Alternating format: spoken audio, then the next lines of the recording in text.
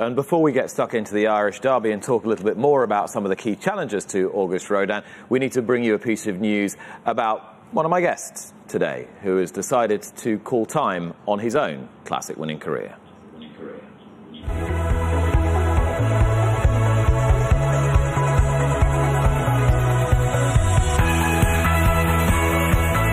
Joined by Distant Prospect, a test of will. Distant Prospect wins it. Curragh Punch still in front from Barreras, and the old gladiator is holding on. His Curragh Punch wins his second Jockey Club Cup. Casual Look the outside from Stomachville. Yesterday Surgeons drawing the inner, but Casual Look has just won the Motor. Alorthy Pole Driver, nothing if not gain on the far fight and fighting back, and Pole Driver has got up to win. Dylan Thomas, Sir Percy nosing up the inner, on the outside is Dragon Dancer. Sir Percy and Dragon Dancer in a pulsating Vodafone derby.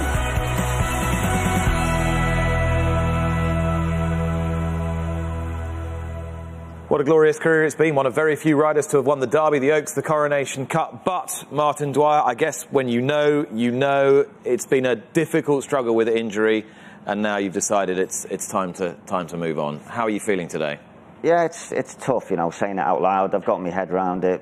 I've known for quite a while now, and I've been struggling with this injury. But, I've come to the point where I've thrown the kitchen sink at the rehab, and I went to see the surgeon again. I had another operation 2 months ago, and he just said it's not going to be stable enough or strong enough to ride professionally. So, it is what it is, and I've just got to get on with it. How tough has it been for you?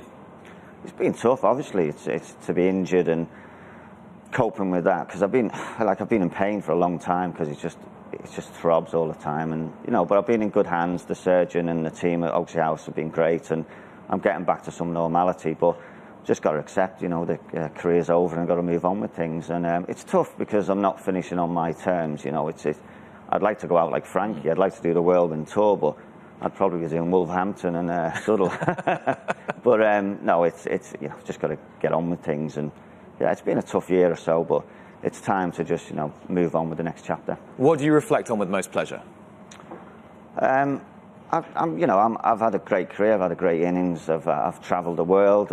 I've ridden at the top level and won some big races. I've met some fabulous people. It's just been a journey that's just been unbelievable.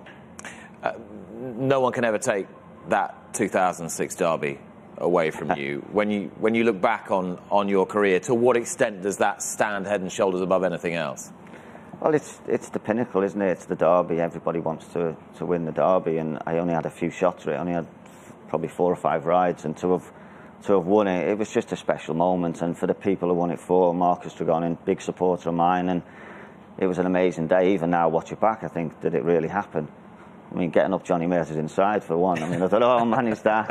It was probably the only time in my career it did. But yeah, I won the Derby. I still couldn't believe it, And I think I'm more proud of kind of where I came from. So I didn't have any help. I did it all on my own. I grew up in Merseyside on a council estate, and if I can do that, that's the great thing about our sport. It's anything's achievable. What was the pivotal moment where you realised that actually a career as a jockey was possible? I had to pinch myself several times. There was times I doubted, but I think really when I got to the end of losing my claim, I thought, I'm kind of getting the hang of this a little bit. I was riding a good few winners, and I had my first group winner at Ascot when I was claiming 3, and then it slowly started to dawn on me, I might be able to make a living out of this and do something I love and enjoy, and then it just, when the success came, it was like in the big races, it took a while for it to sink in and believe it. I actually did have a little bit of an inferiority complex, is that what we call it? Yeah. You see that? I can't even say it.